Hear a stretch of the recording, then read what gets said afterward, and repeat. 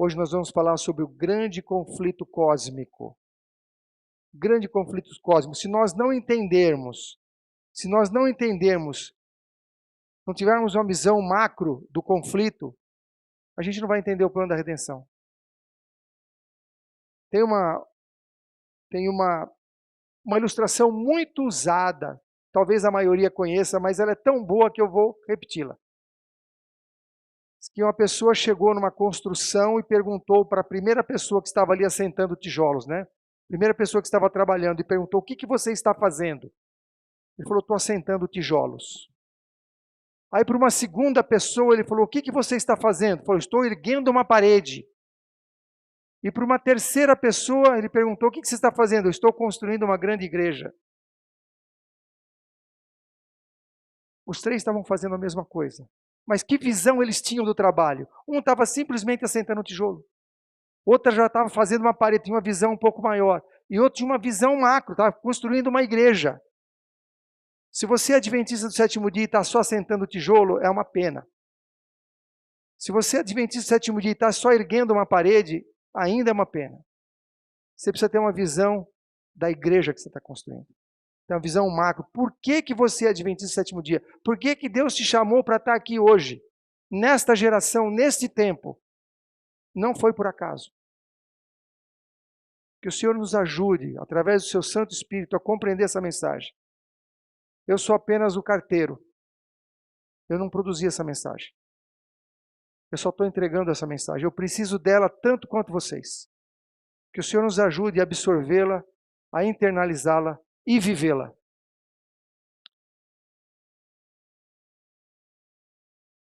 O grande conflito cósmico. Eu vou fazer umas perguntas aqui, vamos ver se a gente vai tentar responder tudo com...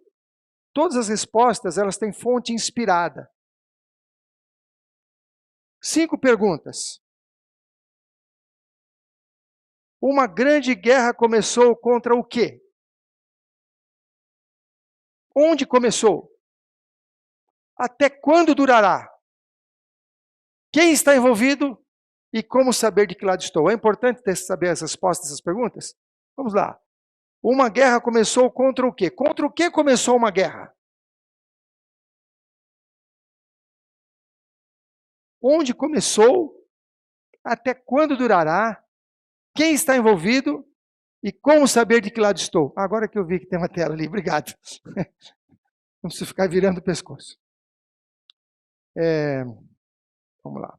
A guerra contra a lei de Deus. A primeira resposta aí. A guerra contra o quê? É contra a lei de Deus. A guerra é contra a lei de Deus. Começada onde? No céu. E vai até onde? Quando terminará? Continuará até o fim do tempo. Quem está envolvido? Todo homem. Todo homem será provado. Obediência ou desobediência? Eis a questão a ser assentada por todo mundo. E última resposta? De que lado estou? Todos mostrarão se escolher o lado da lealdade ou da rebelião. Está em Desejar Todas as Nações, página 541. Lúcifer, ele era querubim o quê? Cobridor.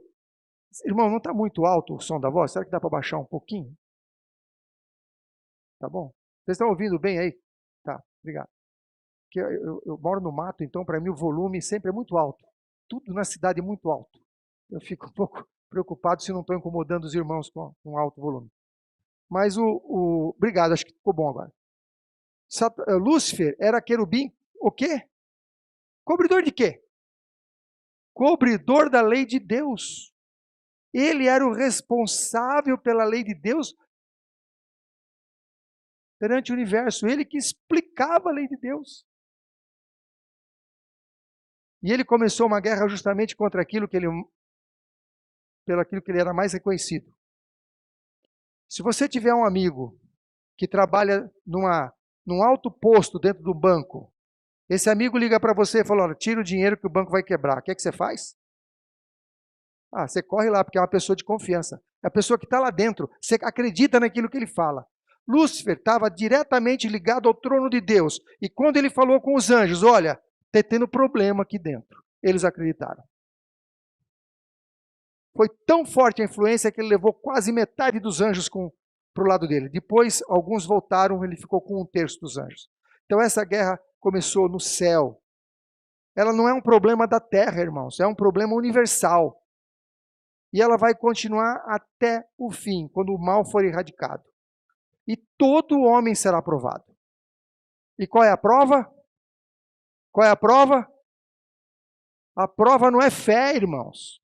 A prova é lealdade. Quem produz a lealdade é a fé, através do Espírito Santo. Mas a prova é lealdade. Você não vai ser julgado pela fé, você vai ser julgado pelas suas obras. Nós somos salvos pela graça, mediante a fé, mas somos julgados pela lei. Está correto isso?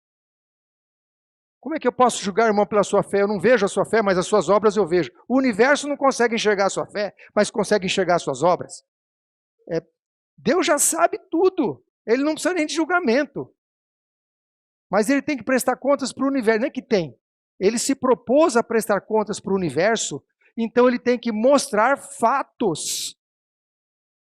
Ele não pode falar, eu sei que ele pensa assim, não. Você vai mostrar o que você pensa através dos seus atos. E é pelos seus atos que vocês serão julgados. Todos mostrarão se escolheram o lado da lealdade ou da rebelião. O que é rebelião? O que quer dizer rebelião? Uma pessoa que não guarda o sábado está em rebelião? Está? Não, pode ser que não. Se ela não conhece, ela não está em rebelião.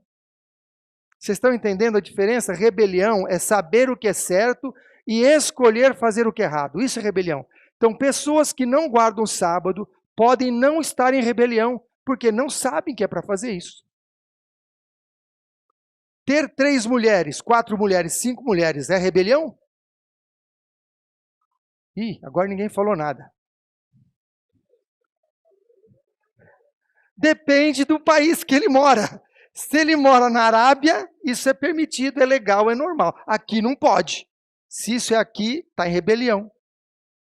Quando a pessoa não sabe, não tem noção, Deus não leva em conta o tempo da ignorância. Deus não culpa a pessoa porque ela fazia algo que ela não sabia.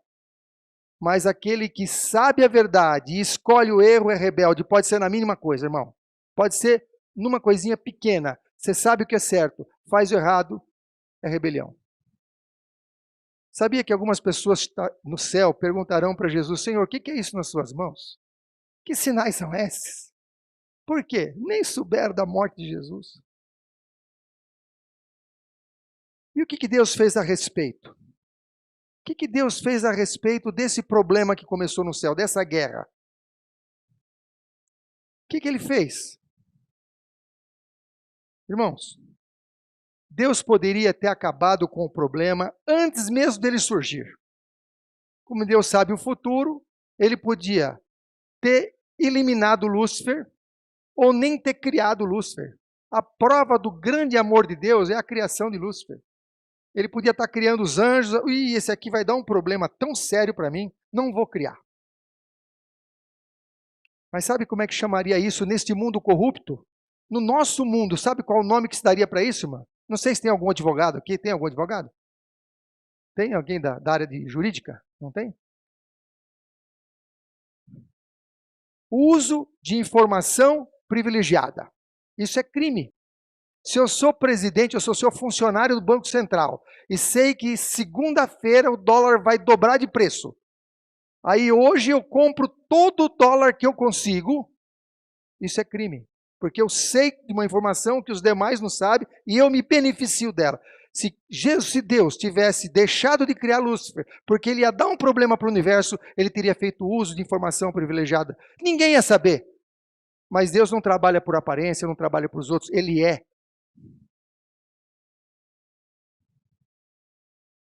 Quer saber o que Deus é?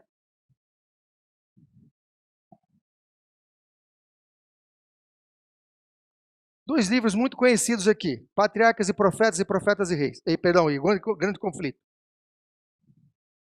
Tem uma série que chama a série Grande Conflito. Começa com Patriarcas e Profetas, depois é qual? Profetas e Reis, depois qual? Deserto das Nações, depois? Atos dos Apóstolos, grande conflito. Eu tenho uma sugestão para vocês, viu? Vocês jovens aí, eu conheço um rapaz de 15 anos que fez o seguinte, ele somou a página de todos esses livros, a quantidade de páginas, né, desses 5 livros, somou, dividiu por 365 e leu cada dia aquela quantidade de páginas para ler a série toda em um ano. Olha que benção. Que benção. Junto com o ano bíblico. Uma maravilha. Essa série que chama O Grande Conflito, ela começa assim, eu vou ler para os irmãos a primeira linha dessa série.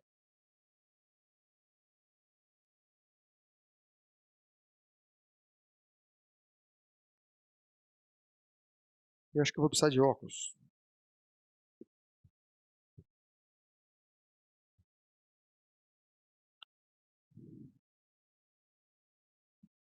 Quando a gente passa dos 30 é assim, às vezes precisa de óculos.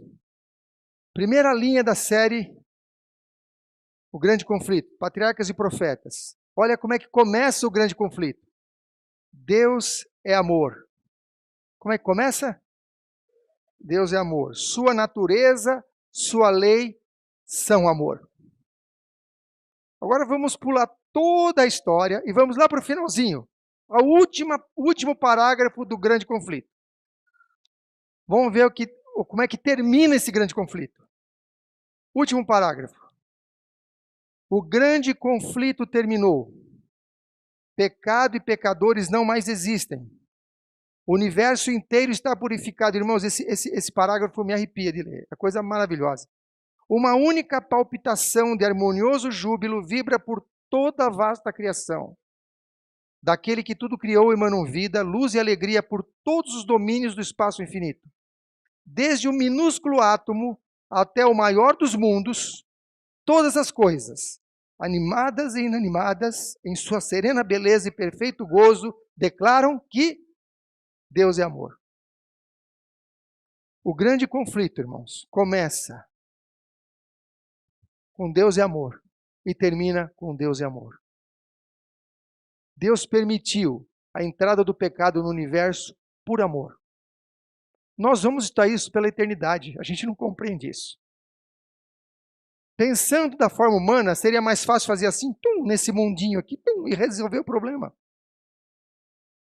Deus poderia colocar um esquecimento em todo mundo, apagar isso da mente de todos os seres e começar a continuar tudo normal. Mas Deus não age assim, irmãos. Ele não usa o seu poder em seu próprio benefício. Ele ama as suas criaturas, ele ama os seus filhos. Então nós estamos fazendo parte de um grande plano de Deus, chamado plano da redenção, que vai resolver essa disfunção universal, que vai resolver esse problema que começou diante do trono de Deus, que foi o pecado. Então o que Deus fez a respeito? Deus fez um plano. Deus fez um plano. Quem foi o... mas eu estou sofrendo com isso. Por causa disso eu estou sofrendo, eu tenho dor nas costas, eu tenho enxaqueca, eu tenho insônia, eu perdi um parente. Quem foi a pessoa que mais sofreu com isso? Foi o próprio Deus, irmãos. Eu não sei quantos têm filhos aqui. Mas se você tiver que passar pela morte, talvez você passe, sem transtorno. Mas ver um filho passando pela morte é muito difícil. É muito sofrimento. Quando Deus dispôs a entregar o seu filho para resolver esse problema, foi muito sofrimento. Foi uma decisão difícil. Jesus entrou 3 vezes na presença do Pai para fechar o plano da redenção. Por quê? Por quê que Deus bolou esse plano? Se ele podia resolver de outra forma. Porque ele conhecia desde a eternidade você e a mim. Ele sabia que você ia nascer. Ele sabia que você ia ter a oportunidade de viver pela eternidade feliz. Ele quis dar essa oportunidade para mim e para você. Irmãos, isso é muito gratificante. Nós devemos a nossa vida a Deus. A oportunidade de estarmos nesta igreja que tem a verdade. Devemos dar glórias a Deus porque nós temos essa chance de viver pela eternidade. O que precisa ocorrer para terminar essa guerra? que precisa ocorrer? Tem uma coisa que precisa ocorrer para terminar. O que precisa para terminar? Você tem interesse que a guerra termine? Tem interesse? Tem, irmãos, interesse? Vocês aí em cima têm interesse que a guerra termine? Vocês aí dessa última fila, têm interesse que a guerra termine? Tem? Vamos saber como é que é? A Bíblia ensina que todo pecado que nos assalta deve ser posto de lado. Que a guerra contra o mal precisa ser levada avante até que todo erro seja vencido. Quando é que termina a guerra? Quando o quê? Todo erro seja vencido. Você está entendendo agora a sua parte nesse assunto? Irmão, isso aqui está em Conselho a Pais, Professores e Estudantes, página 449. Não sou eu que estou falando, eu sou apenas o carteiro. Essa guerra termina quando todo erro for vencido. Quais são os princípios envolvidos nessa batalha? Essa batalha tem dois lados só, né, irmã? Só dois lados. Se tem dois lados, não tem nada neutro. Não existe nada neutro. Ou vem de um lado ou vem de outro. Então presta atenção em todas as suas decisões. Se o que você vai decidir agrada um lado ou agrada outro. Nada neutro. É um joguinho. Isso aqui é ingênuo. Esse joguinho vem de Deus ou vem do diabo? Porque não tem outra fonte. Esse emprego que eu estou trabalhando, ele é de Deus ou é do diabo? E essa amizade? E esse namoro? E essa leitura? Isso que eu estou vendo? Isso que eu estou cantando? Isso que eu estou vestindo? Isso que eu estou comendo? Como eu estou passando o meu tempo? Livre. Irmãos, tudo que existe nesse mundo não tem neutralidade. Ou é do diabo ou é de Deus. Quais são os princípios que determinam cada lado? Vocês estão acompanhando em cima? Estão acompanhando? A abnegação, que é o princípio do reino de Deus, é a plataforma de Deus, é a abnegação. É o princípio que Satanás odeia. Um lado do inimigo, odeia o lado de Deus. Deus não odeia Satanás, Deus ama Satanás. Ele não ama o pecado, mas ele ama todas as suas criaturas, inclusive Satanás. Ele gostaria muito que Satanás não fosse como é, mas ele respeita o livre-arbítrio. A abnegação, que é o princípio do reino de Deus, é o princípio que Satanás odeia. Desde o início do grande conflito, tem ele se esforçado por provar que os princípios pelos quais Deus age são egoístas. Ou seja, Deus defende a abnegação. O que é abnegação? Quem pode me dizer o que é abnegação? Como? Ser perfeito, o mais perfeito possível. O que é ser abnegação? O que quer dizer abnegar? Deixar, isso faz parte. É deixar a sua própria vontade. É negar o eu. Isso que é abnegar. Eu não faço o que eu quero e faço o que Deus quer. Um casal só pode ser feliz se ambos forem abnegados. Se você casa querendo fazer sua própria vontade e não se importa com a vontade da esposa, não vai dar certo. E ao contrário também, se a esposa só quer exigir do marido, não vai durar muito. Agora, abre mão da sua vontade, começa a agradar a sua esposa, sabe o que vai acontecer? Sabe o que vai acontecer? Ela vai ficar doidinha para te agradar também. Agora começa a ser exigente, começa a ser mandão, começa a ser chato, sabe o que vai acontecer? Ela vai ficar doidinha para você arranjar um emprego que fica 90 dias longe de casa. Vai lá, irmão, vai lá, amigo, amor, arranja um emprego de viajante para o exterior.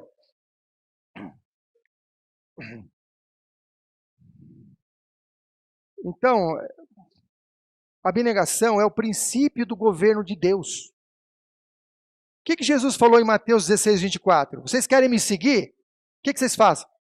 Negue-se a si mesmo. O que é isso? É o princípio, a abnegação. Tome sobre si a sua cruz e siga-me.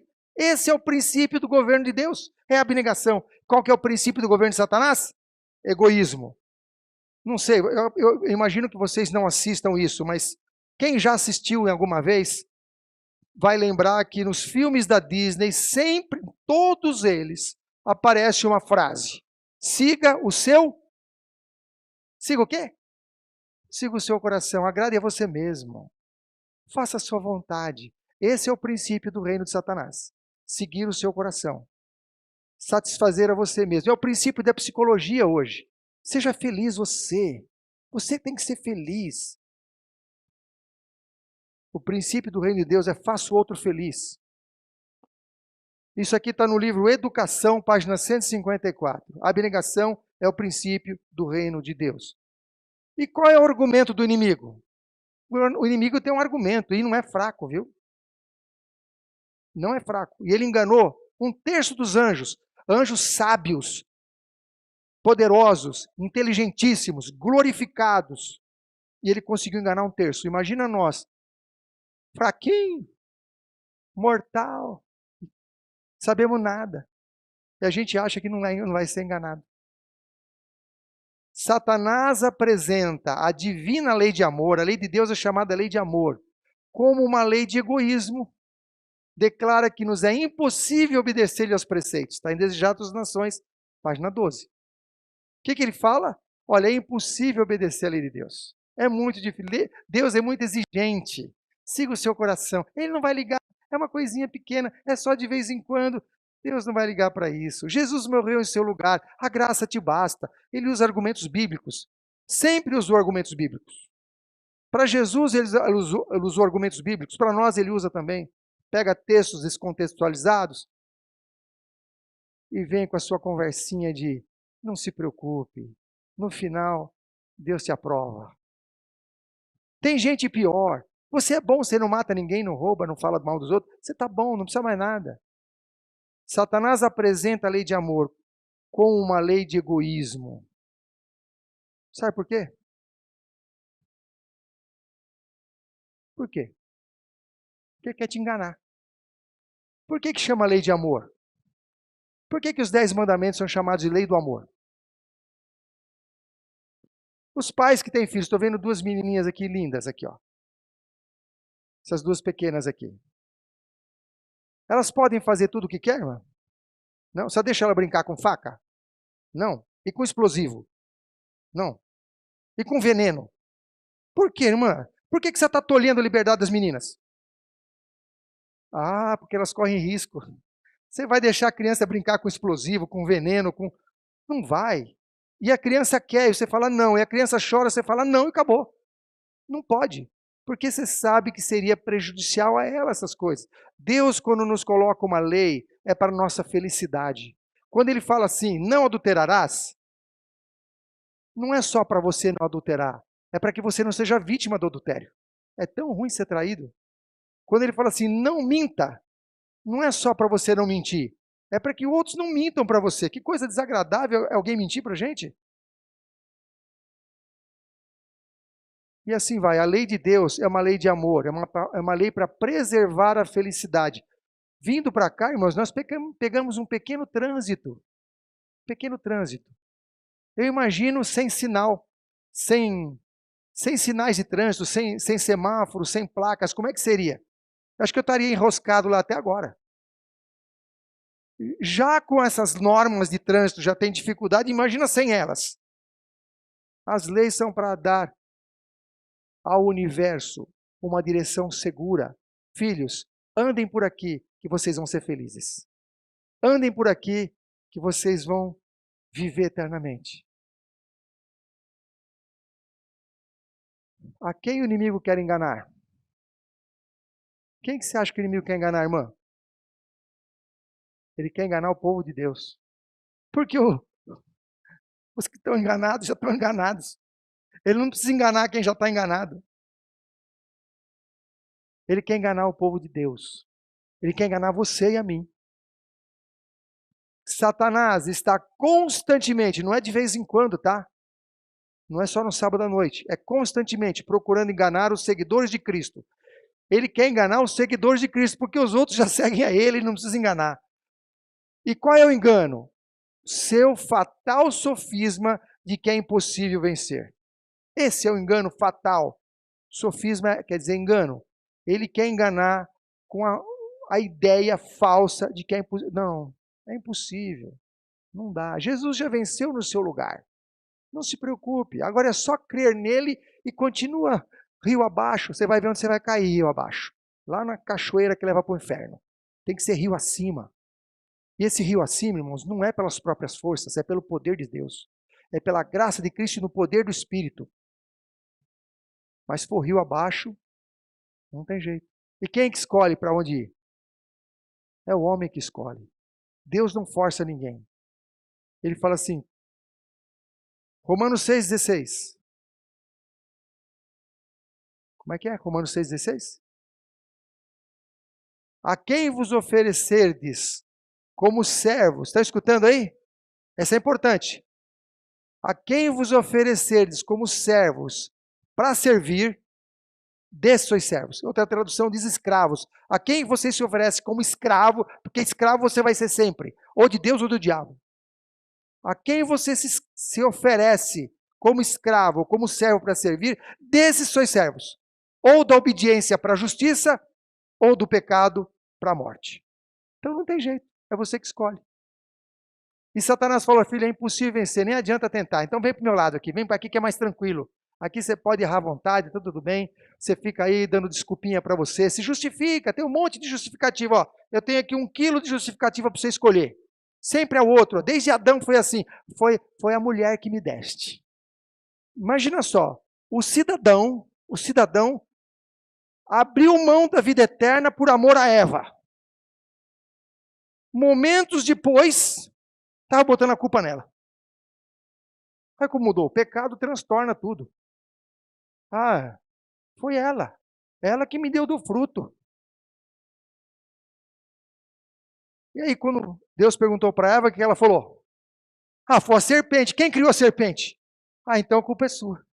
Irmãos, hoje é a mesma coisa, a gente fica pondo desculpa na nossa natureza. Eu nunca sou responsável. É minha natureza. Eu herdei isso e eu sou assim. Eu sou impulsivo. Eu sou grosso mesmo. Meu pai era assim, meu avô era assim. Eu sou isso, eu sou aquilo. Gente, não tem desculpa. Satanás é que fica dizendo que isso é desculpa. Que é impossível vencer porque isso está no seu DNA, porque isso... Onde abundou o pecado, superabundou a graça. A graça de Cristo é poderosa para resolver todos os problemas do pecado, herdados ou cultivados. Quem que é ancião aqui nessa igreja aqui? Tem algum voto na comissão proibindo a igreja de falar amém? Não, então pode falar amém. Vou repetir. A graça de Cristo, ela é poderosa para resolver todos os problemas que o pecado traz. Ah, beleza. Agora fiquei mais tranquilo, irmão.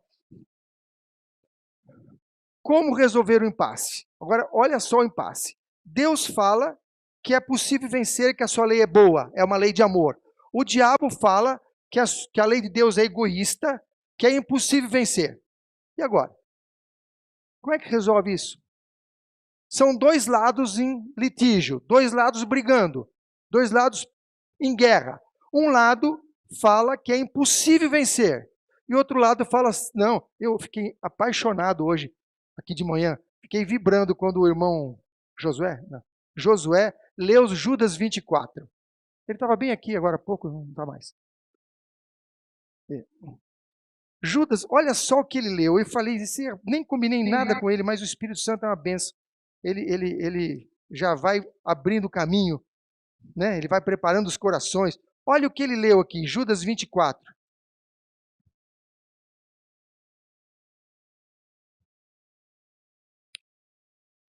Ora, aquele que é poderoso para vos guardar de tropeçar e apresentar-vos jubilosos e imaculados diante de sua glória. O que está falando aqui? Que Deus é poderoso para nos guardar de tropeçar. O que é tropeçar, irmãos? É pecar. E apresentar o quê? Jubilosos, não é triste, que chato. Jubilosos, alegres, como imaculados diante. O que é imaculado?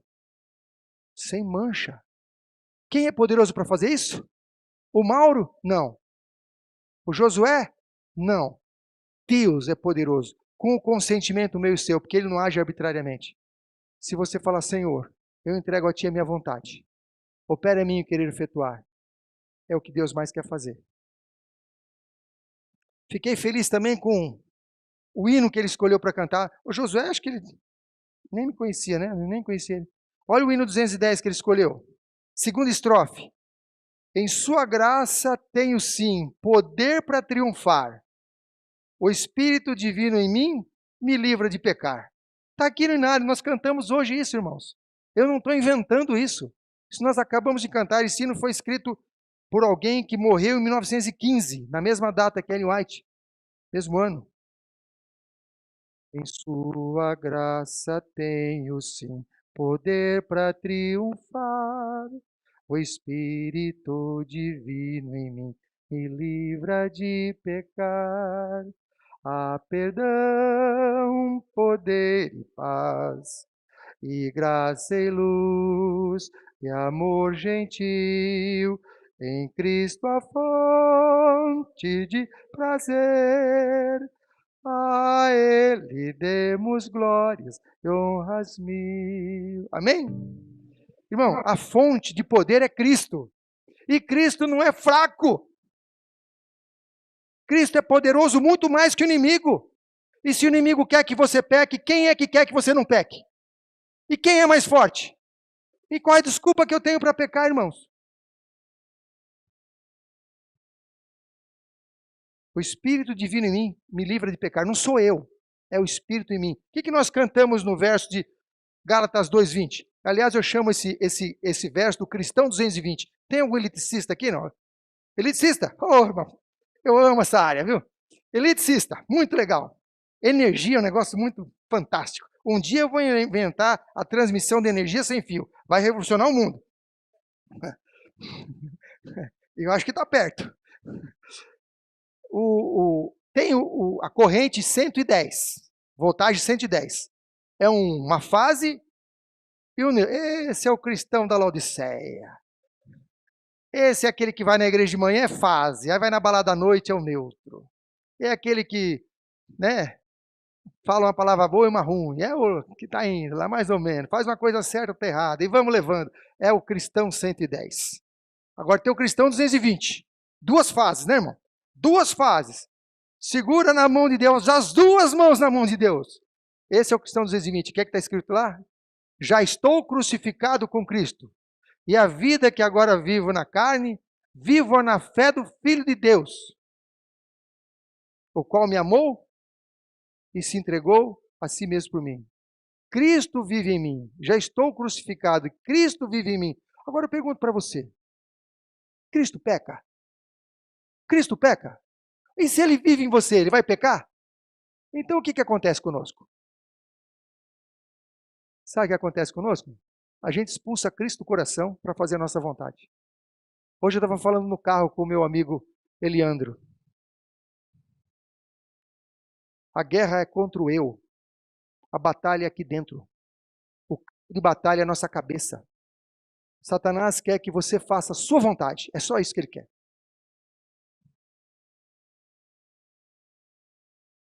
Como resolver esse impasse?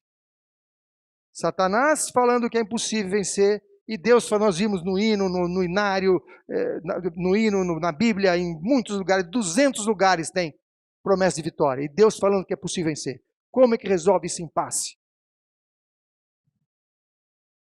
Vamos criar um outro impasse aqui. Eu tenho uma flauta. O irmão disse que eu toco flauta. A minha esposa disse que não. E agora? Ele vai começar a falar, ele toca, ele não toca, toca, não toca, toca. Quando é que acaba essa confusão? Ah, eu tenho que tocar a flauta. Adianta eles ficarem brigando, gritando. O irmão pode ficar em pé ali em cima, esbravejar. Ela também pode esbravejar. E vai resolver o problema. Como é que resolve o problema?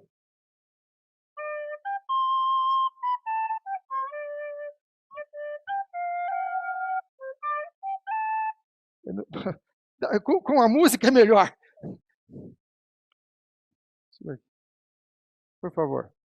Só para o irmão não passar de mentiroso. Pode ser esse mesmo. Pode ser esse mesmo.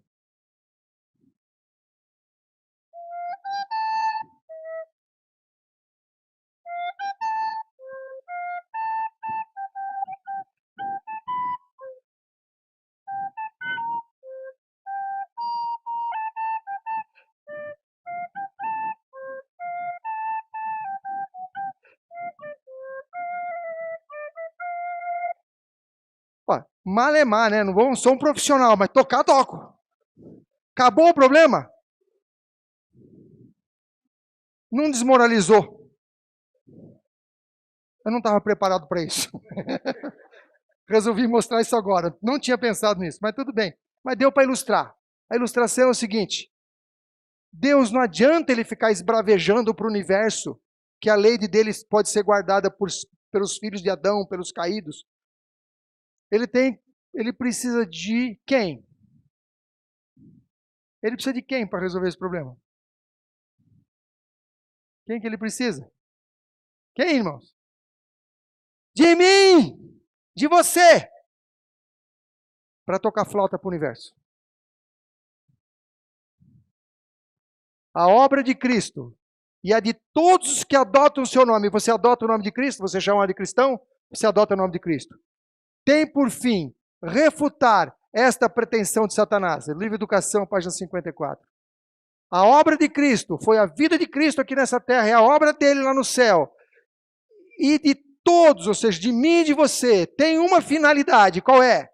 Refutar essa acusação de Satanás. Está entendendo a importância da sua vida? Está compreendendo a importância da sua vida? Por que você foi chamado para esse tempo? Não é para ser bonzinho e ir para o céu. Isso é muito pouco. Isso nem é importante.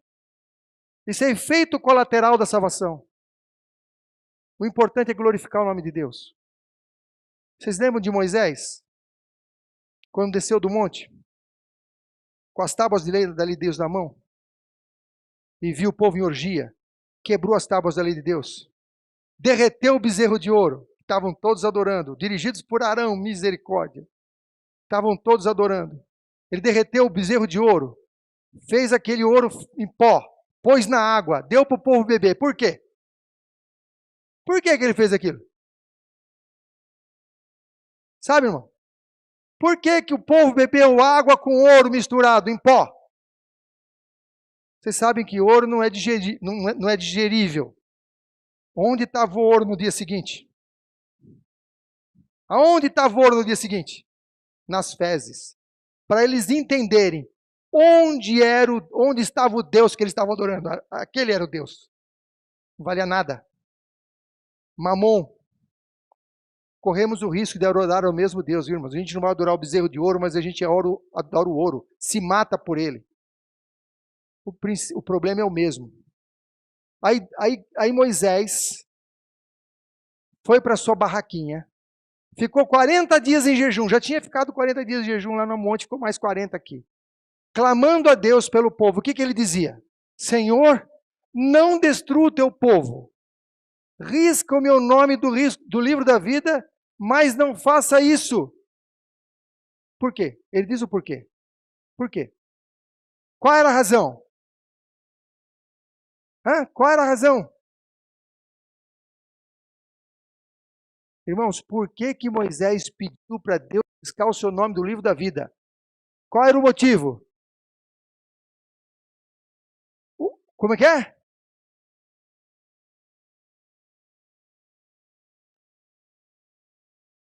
Amém, amém, amém.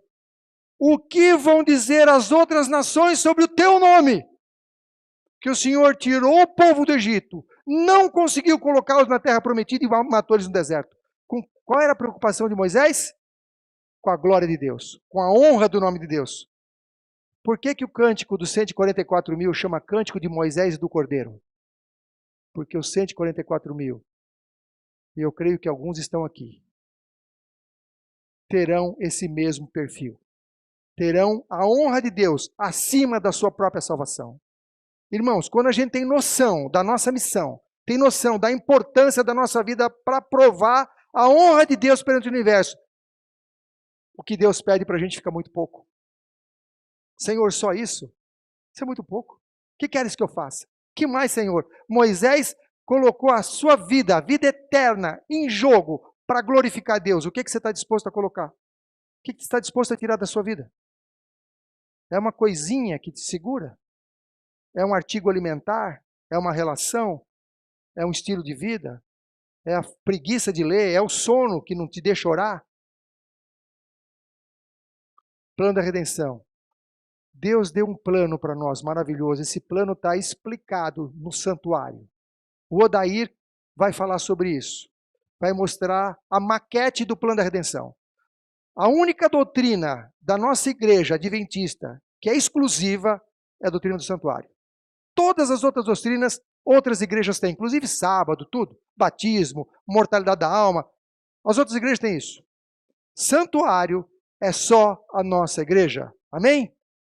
Nós somos uma igreja exclusiva, com a mensagem de Deus.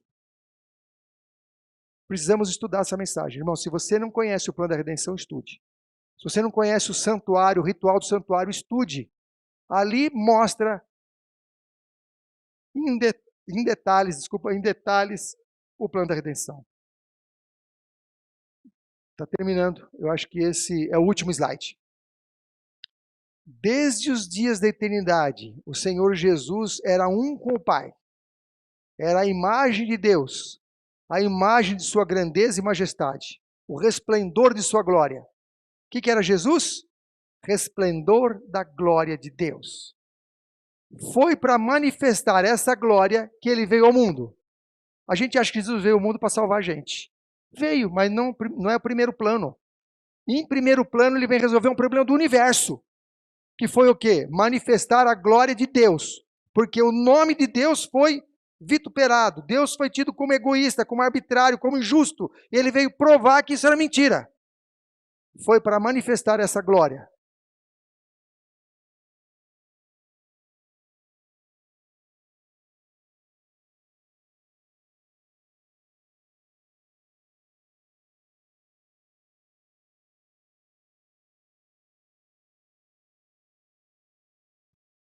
Nem percebeu que eu parei de falar.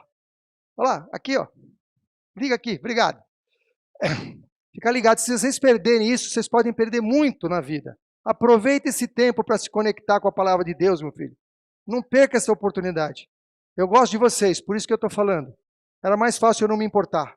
Mas eu quero que vocês entendam isso, para ter sentido a palavra de Deus na vida de vocês. Eu estou orando por essa igreja desde que eu fui convidado para cá. E vou continuar orando depois que eu vou embora. Por isso que eu estou interessado em que cada pessoa aqui não seja vítima do inimigo de perder a atenção, na verdade. Tá bom? Foi para manifestar essa glória que ele veio ao mundo. Veio à terra, entenebrecida pelo pecado, para revelar a luz do amor de Deus, para ser Deus conosco. Nosso pequeno mundo é o livro de estudo do universo. Não foi a Globo que inventou o Big Brother, não. Satanás só copia as coisas de Deus e desvirtua. Tudo que Satanás faz, ele se inspira nas coisas de Deus, mas ele transtorna e desvirtua. Nós somos aqui o livro de estudo da natureza, do universo. Livro de estudo do universo. Estão olhando para você. Às vezes você pensa que está sozinha, ninguém está te vendo. Tem o universo te olhando. Você está diante de uma tentação e está lá o universo. O que ela vai fazer agora? Será que ela vai se apegar à graça de Deus? Será que ela vai se pegar à força divina? Será que ela vai negar o eu? Nós estamos dando testemunho para o universo. Olha que coisa linda. Diz que quando Abraão ergueu a mão para sacrificar o filho, olha que teste, irmãos. Quando ele ergueu o braço, que ele desferiu o golpe e que o anjo segurou, o céu aplaudiu. É o único lugar no Espírito de Profecia na Bíblia que eu vejo que o céu aplaudiu alguma coisa. Eles aplaudiram a Deus pela sua graça manifestada naquela atitude de Abraão. Amém? Você não gostaria que o céu aplaudisse a Deus em função da sua lealdade a Ele? Você não gostaria de ser um Jó, para que Deus falasse assim, viste o meu servo Jó?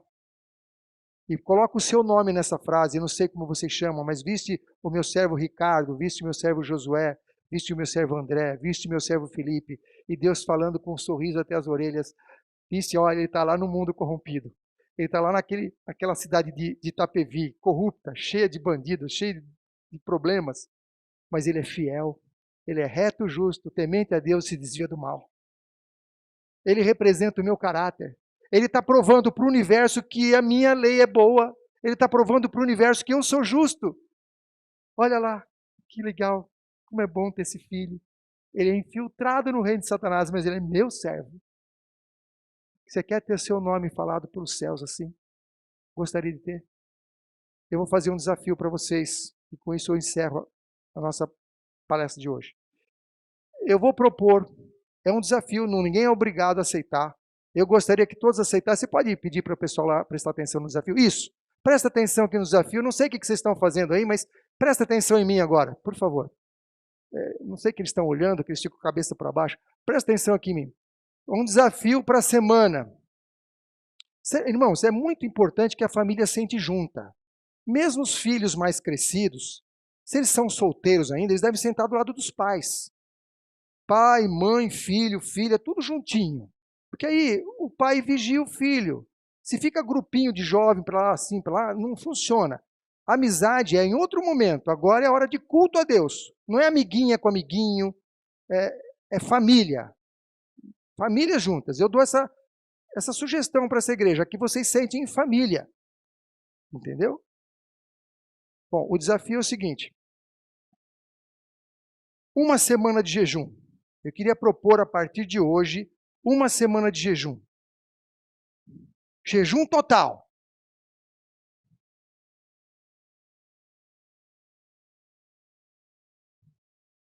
Mas não é de comida, pode ficar tranquila.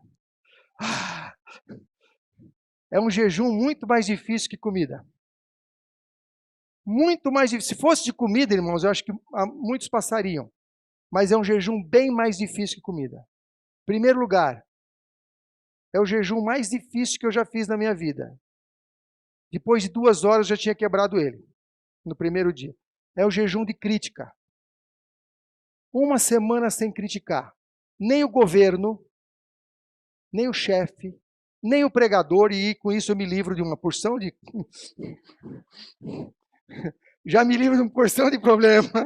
Nem o pregador, nem o coleguinha, nem o professor. Ninguém. Uma semana sem crítica. Tá bom? É uma parte do jejum. Uma semana sem crítica. Quando vier a vontade de falar mal, procura uma coisa de bem para falar. A senhora White, uma vez, dizem, né, não tenho certeza, eu não li isso, alguém me contou, eu não cheguei a ler, mas dizem que ela foi arguida sobre Satanás. O que ela achava de Satanás? Esperando que ela falasse mal dele. Ela falou assim, se todos fossem perseverantes em fazer o bem, como ele é em fazer o mal, Jesus já teria voltado. Ou seja, até o diabo tem uma coisa boa, que é perseverança. Então, vamos procurar uma coisa boa para a gente falar. Não, zero crítica. Me ajuda, tá, Eliandro, hoje no almoço, tá? Zero crítica.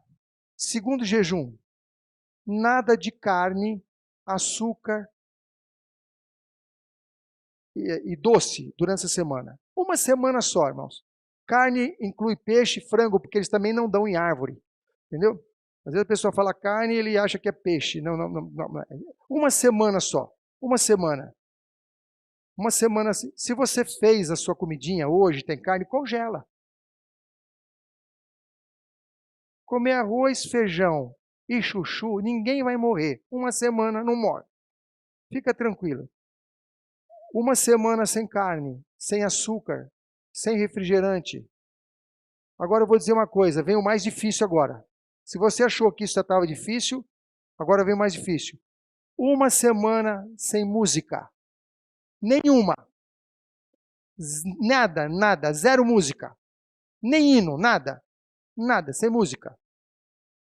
No culto você canta, mas não é para ficar escutando rádio, escutando no carro. Sabe por quê, irmãos? Eu vou dizer por quê. O Espírito Santo precisa falar conosco.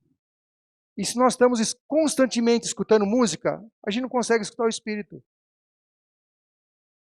Não estou dizendo que o hino é ruim, não estou dizendo que a música é ruim, estou dizendo que é uma semana de experiência sem música.